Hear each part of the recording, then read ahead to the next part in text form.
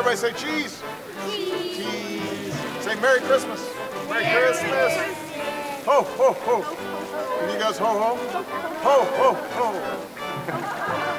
Inilah Natal kedua keluarga Obama di Gedung Putih.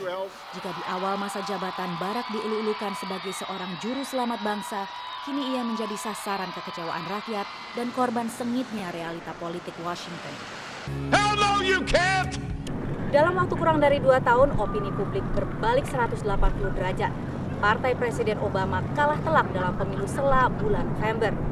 Gedung DPR ini kini dikuasai oleh kubu oposisi Partai Republik yang secara historis lebih garis keras dalam hal pertahanan dan lebih konservatif dalam isu sosial maupun fiskal. Hasil pemilu ini merupakan peringatan keras bagi Barack Obama bahwa rakyat tak lagi percaya pada agenda liberal.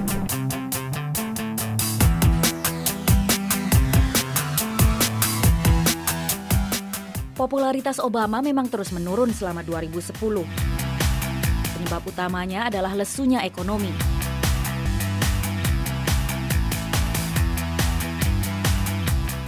Meski ekonomi AS menggeliat keluar dari resesi sejak Juni 2009, namun pertumbuhannya sangat lamban, hanya 2,6% selama 2010, dan tidak mampu menekan tingginya tingkat pengangguran yang masih bertengger di 9,8%.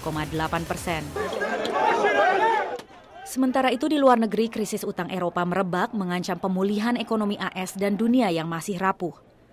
Di Yunani, masa unjuk rasa memprotes kebijakan pengetatan yang harus dilakukan pemerintah untuk mendapatkan bailout dari Uni Eropa. Investor panik membuat nilai euro anjlok dan dolar pun bernasib sama. Seminggu menjelang KTT G20 bulan November di Seoul, Bank Sentral Amerika mengumumkan rencana membeli obligasi pemerintah senilai 600 miliar dolar guna menekan tingkat suku bunga dan menggenjot ekonomi. Pemimpin G20 serta-merta menuduh Paman Sam membanjiri pasar dunia dengan dolar untuk membuat produk ekspor Amerika lebih murah. Langkah ini dianggap proteksionis dan menumpulkan argumen Washington bahwa Beijing melakukan manipulasi mata uang yuan. The timing of that announcement was a little bit unfortunate because it sort of jeopardized, in a way, the chances of having, a full cooperative meeting, because then emerging economies reacted to that announcement. Hubungan Washington-Beijing selama 2010 memang penuh friksi. Tak mudah bagi kembang yang mulai pudar untuk bisa menerima kehadiran adidaya baru. Sementara ekonomi Amerika tersendat, ekonomi China melejit dengan pertumbuhan mendekati 10%. Postur internasional China termasuk dukungannya terhadap rezim Korea Utara seringkali membuat Washington bermuka masam. Di lain pihak, Beijing adalah kreditor terbesar Amerika.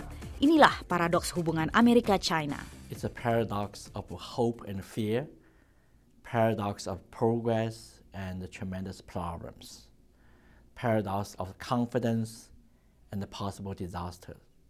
Bukan hanya Beijing yang bikin masalah bagi Gedung Putih. Akhir November, situs wikileaks.com yang mengungkap dokumen rahasia negara membocorkan 250.000 kawat diplomatik dari berbagai kedutaan Amerika Serikat di seluruh dunia.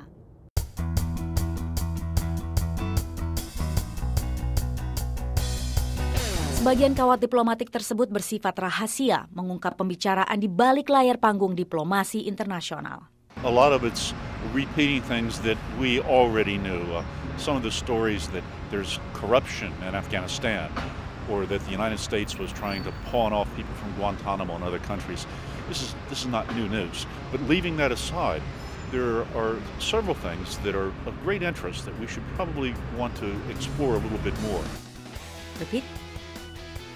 Menlu Clinton menepis bahwa komentar tersebut akan Amerika mengenai beberapa pemimpin dunia.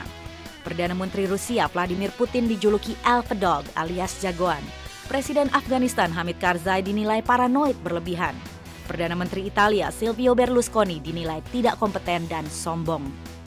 Menlu Clinton menepis bahwa komentar tersebut akan merusak hubungan internasional. I can tell you that in my conversations, at least one of my counterparts said to me, well, don't worry about it, you should see what we say about you. So I think that this is well understood in the diplomatic community as part of the give and take. Dokumen yang dibocorkan Wikileaks termasuk 3.000 lebih kawat diplomatik dari perwakilan AS di Jakarta dan Surabaya. Salah satu isu yang diangkat menyangkut lobi agresif pemerintah Indonesia agar Washington mencabut embargo latihan militernya bagi anggota Kopassus yang akhirnya terwujud dalam kunjungan Menteri Pertahanan Robert Gates ke Jakarta pada pertengahan tahun.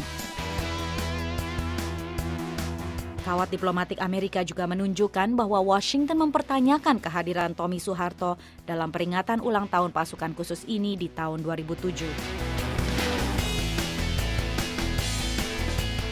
Banyak pula informasi mencengangkan lain, termasuk kawat yang mengungkap lobi pejabat Korea Utara mengundang seorang penyanyi legendaris Amerika.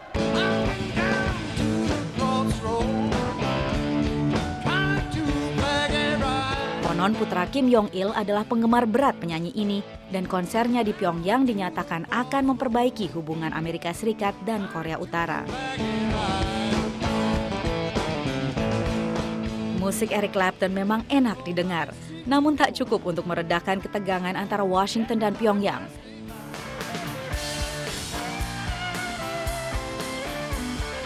Dalam segmen VOA Snapshots 2010 berikutnya, kita simak berbagai konflik Amerika Serikat di panggung internasional.